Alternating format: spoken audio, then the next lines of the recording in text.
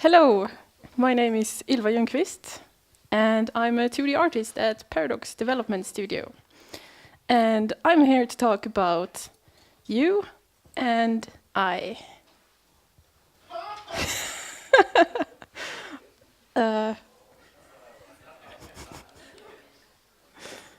Why doesn't it change slides? Okay, user interface. Hooray! Something we do a lot of at Paradox, and something I'm very passionate about.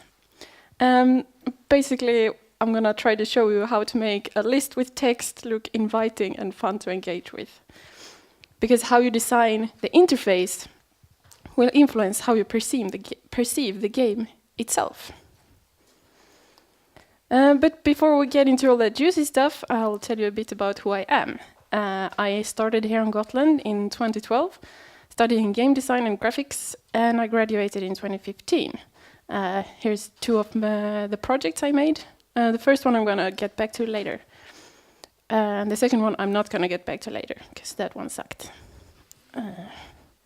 So during the last semester, I got my first job at a Sweet studio, where I worked on a mobile game called Candy Bandit. So I was working on that while at the same time writing my bachelor thesis. Then later that year, I worked at Bridgeside Interactive on the game Clapper, who is a really fun and cute game in my completely unbiased opinion, also made by some alumni from here actually.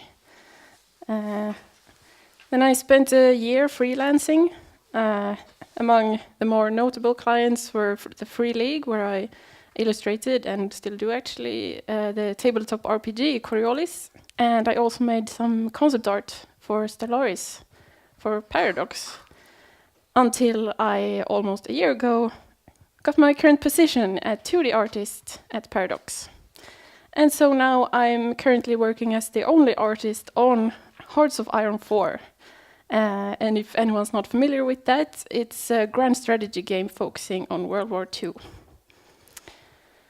So what I do on the project is basically, well, everything, because I'm the only artist there. But it's also a reason why I enjoy working on it so much, because of all the variety. There's painting, like the loading screen for our new upcoming expansion, Waking the Tiger. You know, just like immerse myself in a fully rendered piece, and like trying to find good historical references for Chinese uniforms, which is not easy. They had like a million different versions. And anyway, paint like all the portraits for the generals and country leaders and so on. So there's a bunch of painting, which I love, but that's far from the majority of the work. There's also the more repetitive kind of work, like doing icons, as we have a lot of icons in our games, and like a lot of icons.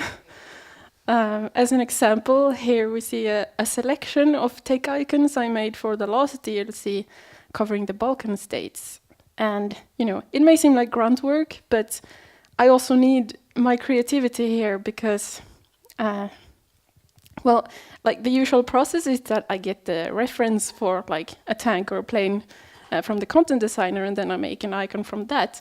But not all countries had every type in production at the time, so then it's up to me to come up with like my own fantasy World War II planes. You know, I have to have creativity to make like hundreds and hundreds of different airplanes that should look historical, but totally, definitely are fantasy. And of course, I also need the creativity for doing the interface, which is what I'm going to talk most about.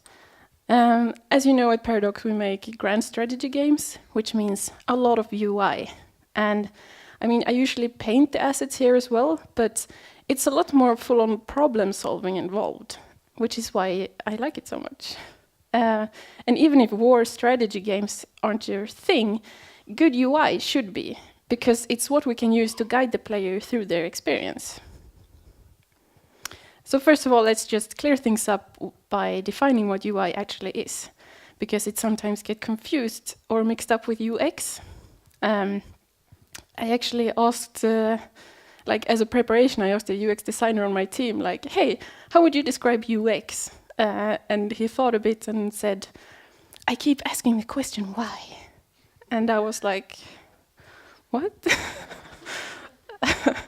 But basically, UX is the user experience, UI is the user interface. UX is the interaction design.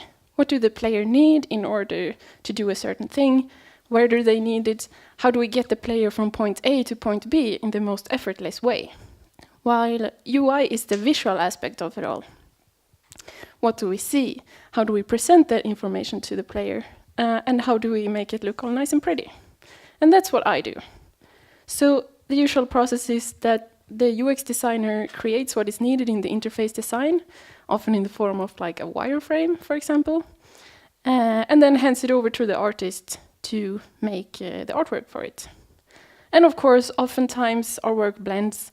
We work closely together, and my talk is dipping into UX a bit as well. But so when I get this wireframe, how do I turn this into a good UI?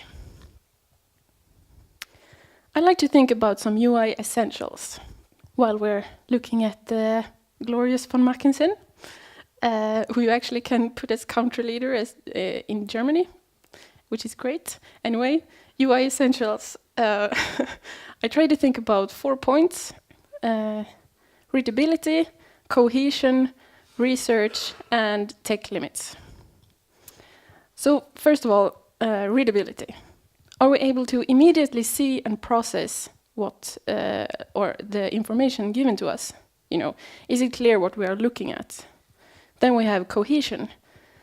It ties into readability, but more in the artsy way.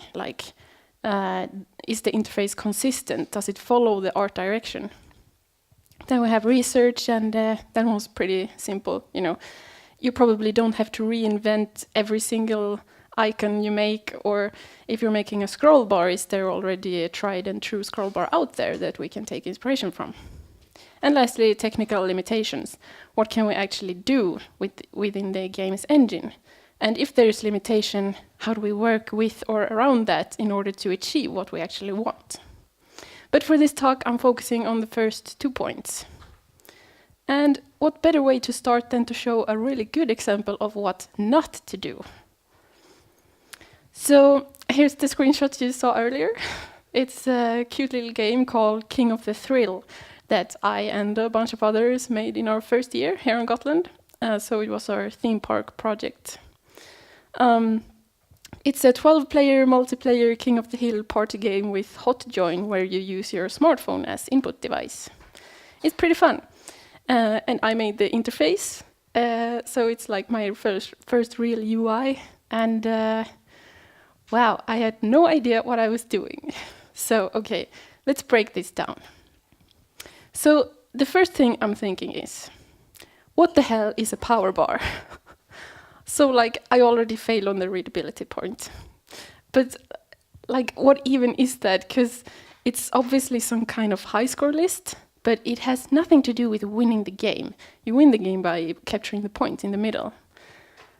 So I guess, is it kills, or I guess power-ups that you collect because it's named power bar?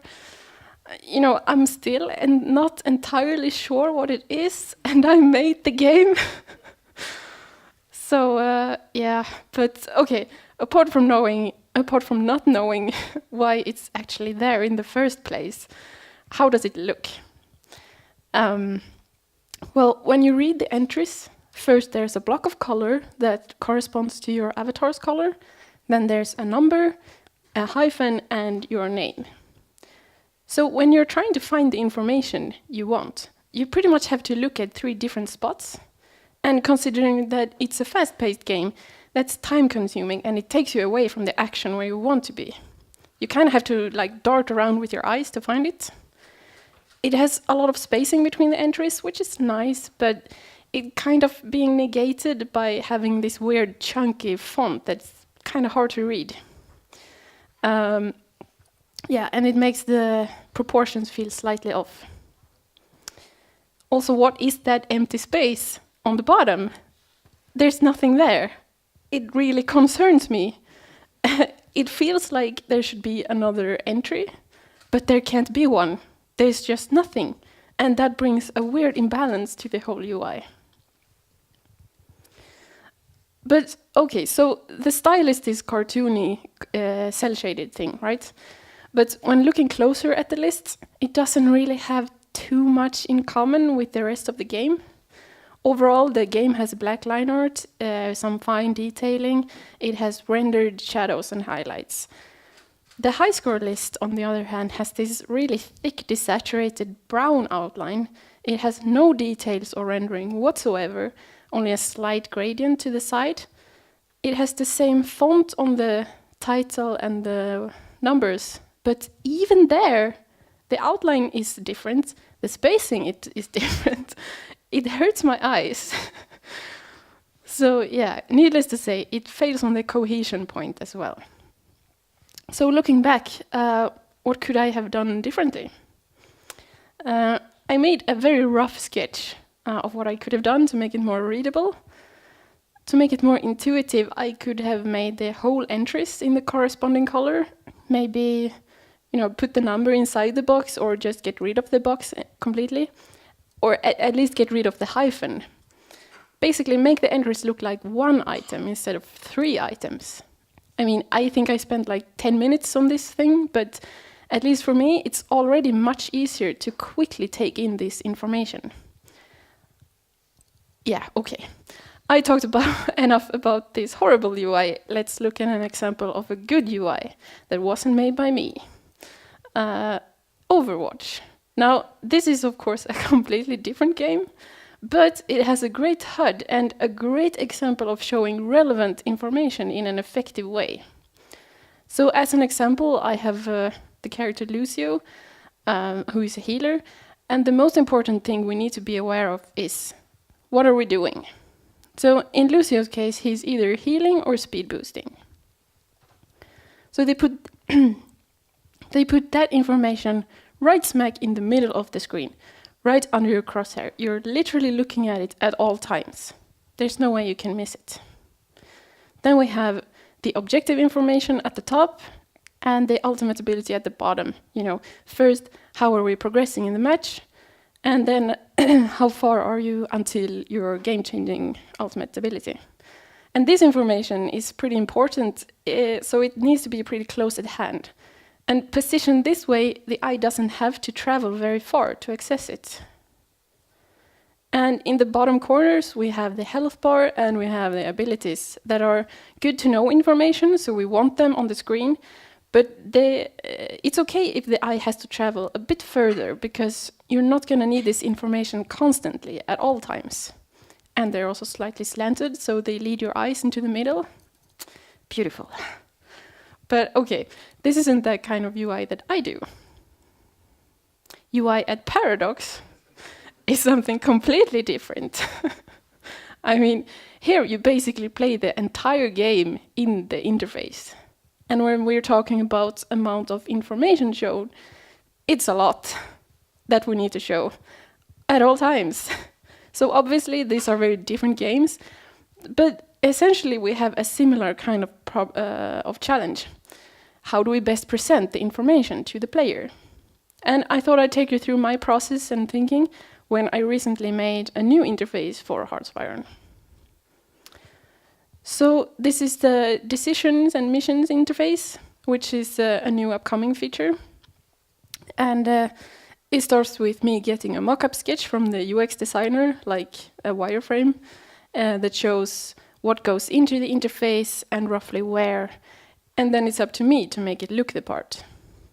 So in this window, we have 2 elements. The events and reports on the top that shows news and other events that are happening in the game. And the rest is decisions and missions that are the more interactable gameplay options. So first of all, these parts need to be visibly different since they have so different functions. And I'm not going to talk too long about this part, but because they're so different, I actually break away a bit from the cohesion point. Because the 2 parts are related to each other, we want them in the same window. but because they're so different, we want them to look different. So I decided to do something that breaks up the other hard metal textures, that is the overall art style. So, obvious choice is paper, because newspaper, and these paper textures can be found in other parts of the game, so we still get the kind of cohesion when looking at the entire game. And yeah, like the header is a bit asymmetrical, there's a painted folder background. It gives a bit more relaxed feeling than the rest. So we can easily see that this part contains something different than the following list. So then comes the question of how to make that list look interesting. And first, I'm going to explain my thinking about the entries themselves. Never mind what it says, by the way, I don't condone censorship. So yeah, this part of the interface can get pretty long. There can be a lot of interfaces, a lot of entries here. And this is why I made the decision entries themselves kind of big, yeah, in order to get more air in and free up some space so you don't get too overwhelmed by a big chunk of text that you have to read. And it's a bit easier to take in what's happening. They're pretty straightforward, the entries, like a rectangle with some soft texturing, not too many embellishments or decorations, because it's what's displayed on top of them that are important. But it still means that we can use them to further convey information to you. So they can have 4 states: when you don't meet the requirements to take the decision, when you meet the requirements but don't have enough political power, when you can take the decision, and when you have taken the decision. So the obvious choice is to make the disabled entries grayed out, the first one, because gray usually means that you can't interact with it. And that also means that the colored entries stand out more. I chose green because it often means something positive, as in, yes, this is available.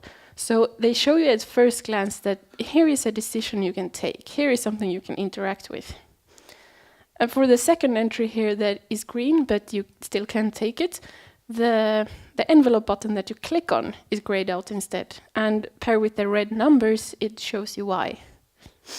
And then the envelope gets colored, the numbers are yellow, it's all friendly, it's good to go.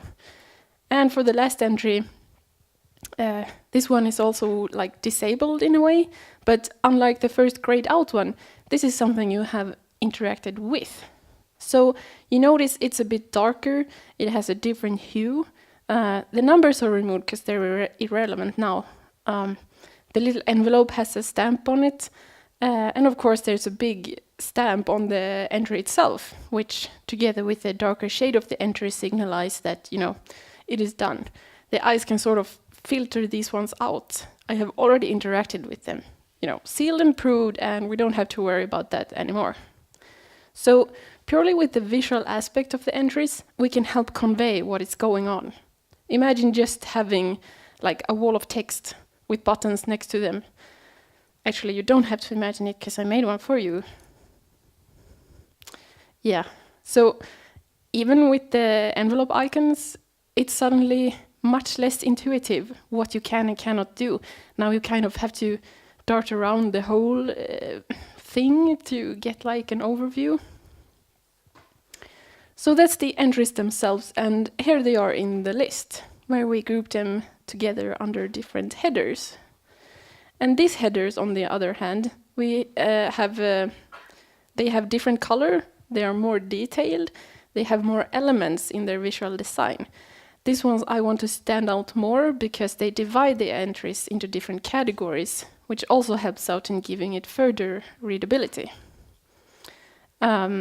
Now there's a bunch of icons on the left side, and we didn't plan on having icons at first, but decided pretty early on to include them anyway, basically for the exact same reason that I've just gone through, readability. With icons, it's now much more, it's not just a long list of text, it's something to rest your eyes on, and an easy way to make the many entries unique. But of course, we don't want to overdo it. Having a long list of colorful and detailed icons can, in this case, give the opposite effect. It'll be too cluttered and too distracting. So these smaller icons are fairly simple. They're monotone. They're not meant to grab your attention at all. They almost blend in slightly with the entries. And in contrast, the white text pops out, so your eyes first find its way there. The icons are meant to be there to sort of subtly differentiate the many entries in the list and to slightly group the entries that are kind of in the same family. And thanks to the usual style of these decision icons, we can now much more easier grab your attention when we really want to. So here are some important entries with a timer, because in this specific category, when this timer is up, you might get a civil war on your hand, and that's really bad. So these icons are still pretty simple, but big and bright and strong colors, exclamation points, fire, paired with the red progress bar, it almost screams at you. So thanks to the rest of the art being so calm and cohesive, we can quickly point out that, this one needs immediate attention or actions. It may seem like an obvious point, and it kind of is, but it can be easy to miss, and it's good to think about. Like, for example, if your game is already very bright and colorful, but you need this one item to stand out, how would you solve this issue? So here's the decision UI in all its glory.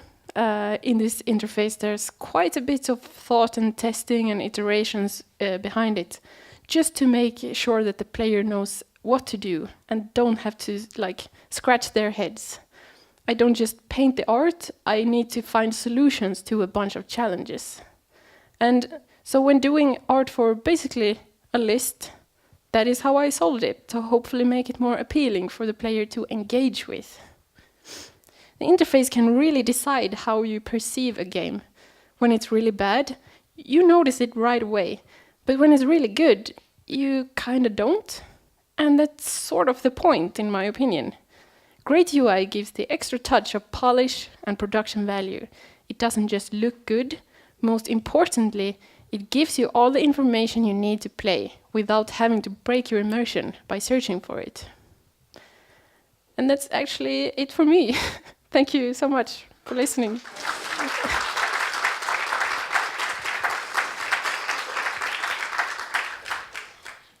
That took way quicker than I thought, actually.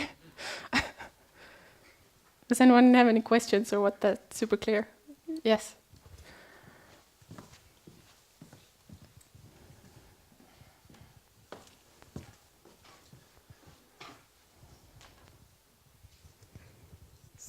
Hi.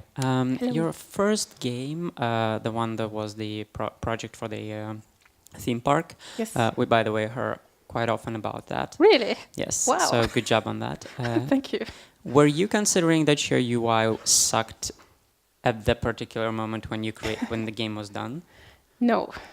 We thought it was great. All right. And do you still don't really understand what is the function of the UI? I don't. Okay. I think it's the power-ups. Mm. I see. Were you the only artist on that project? No, we were actually 3 artists. Okay. Yeah. Yeah, that was all I wanted to ask. All right, thank you. Do you have any advice for developing UI on a phone? On a phone? I mean, basically the same UI essential points would still apply. Maybe so in an even further, because you have a much smaller space to work with. So you want it to it's easy to just put a lot of stuff in and get it cluttered, but if you look at an interface, you want to know immediately what you're going to do. How do you go from point A to point B? So don't overdo it, is what I would say. Keep it fairly simple. That's my general advice. Yes.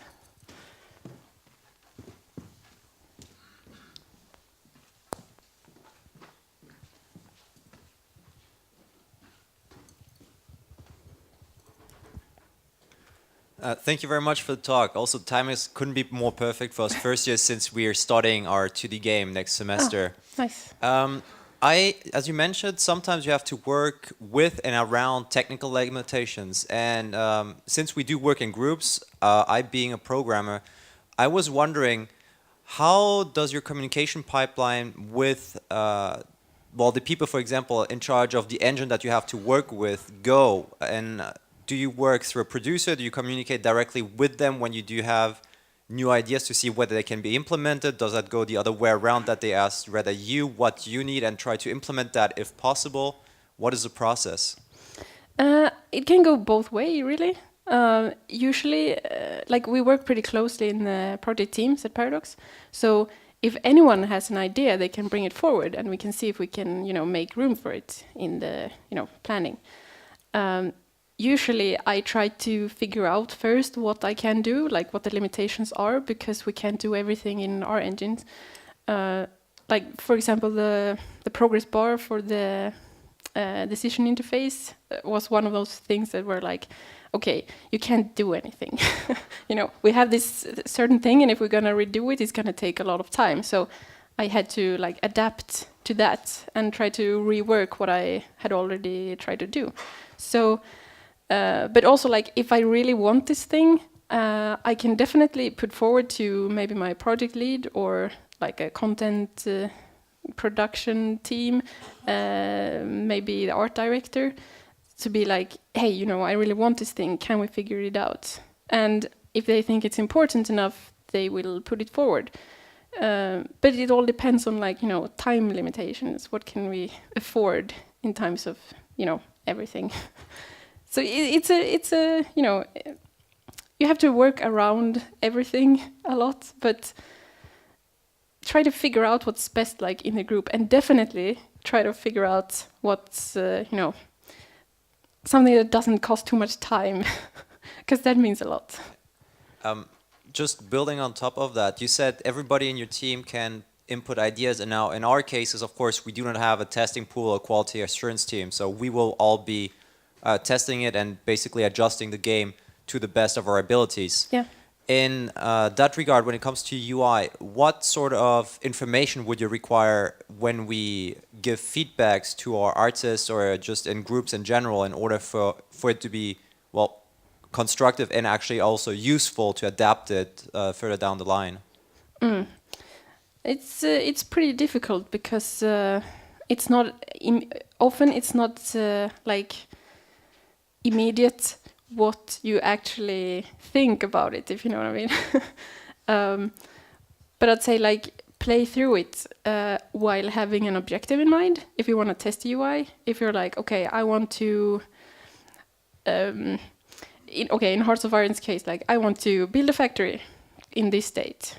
How do I do that? Is it intuitive for me to go there, or do I have to search through every menu, so maybe try to figure out a goal and then test the interface if it tells you what to do, sort of.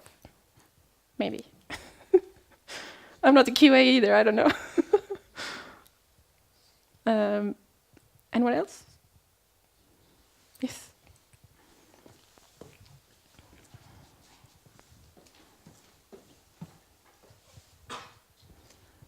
Could you go back to the slide where you were showing how you got the information which you need then to interpret into the interface? Which one? Back. There was a very mechanic one, or oh rather. Yeah, okay. There.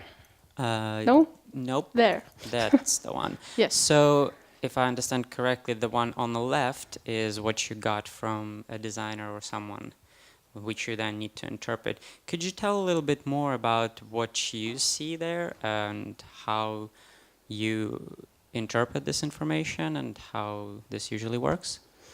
This is actually not for Hearts of Iron. I just Googled it because I couldn't find the ones for that I actually made. But as an artist, I usually think in images, So I see like, okay, we have a header here, a big title. Maybe we want that to stand out, you know, so maybe we can make a cool header. Maybe we can like, man, this is very interesting actually, how to make this look good. But obviously we need to identify what information is the most important to show. So like the title first, if there's an image, make it, I don't know, Okay, cool. let's make this easier because this wasn't actually the picture. They're not connected. You Yeah, said. yeah. What kind of information do you get that you then need to interpret? Do you get this type of visuals, or do you get just the general descriptions? Then you then have to think through. I usually get something like this. It kind of depends on like the project or how the UX designers work, but the wireframe option is the most common one because for them it's much easier to like design the process of the A to B point if there's no like art in the way, you know. So that's usually what you have to work from. Try Thank to you. figure out how to make it pretty. Yes.